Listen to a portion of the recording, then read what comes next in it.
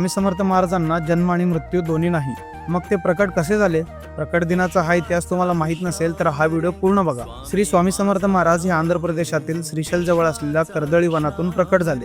1459 साली श्री नरसिंह सरस्वती स्वामी महाराज यांनी गाणगापुरास निर्गुण पादुका स्थापन केल्या व त्यानंतर श्रीशैल यात्रेचे निमित्त साधून ते कर्दळी वनात अदृश्य झाले. याच कर्दळी वनात सुमारे 300 ते 350 वर्ष महाराजांनी कठोर तपश्चर्या केली. या काळात मुंग्यांनी त्यांच्यावर वारुळ रचले. एक लाकूड तोडत असताना त्याची कुऱ्हाड ही या वारुळावर पडली आणि त्या वारुळातून रक्त वाहू लागले. बघता क्षणी त्या वारुळातून एक अजानुबाहू तेजस्वी मूर्ती प्रकट झाली आणि तेच होते अक्कलकोटचे श्री स्वामी समर्थ महाराज. त्याच दिवसाला आपण प्रकट दिन म्हणून साजरा करतो. नंतर काशी, प्रयाग असे भ्रमण करत ते उत्तरेकडून दक्षिणेत आले. 1856 मध्ये स्वामी समर्थ महाराजांनी अक्कलकोटमध्ये प्रवेश केला आणि सगळ्यात आधी ते याच खंडोबा मंदिरमध्ये थांबले होते. स्वामींनी 22 वर्ष अक्कलकोटमध्ये वास्तव्य केले आणि अक्कलकोट हे तीर्थक्षेत्र झाले. अक्कलकोट ही एक अशी जागा आहे जिथे स्वामींनी आपली साधना केली, भक्तांना आशीर्वाद दिले आणि भिवू नकोस, मी तुझ्या पाठीशी आहे असा विश्वास दिला.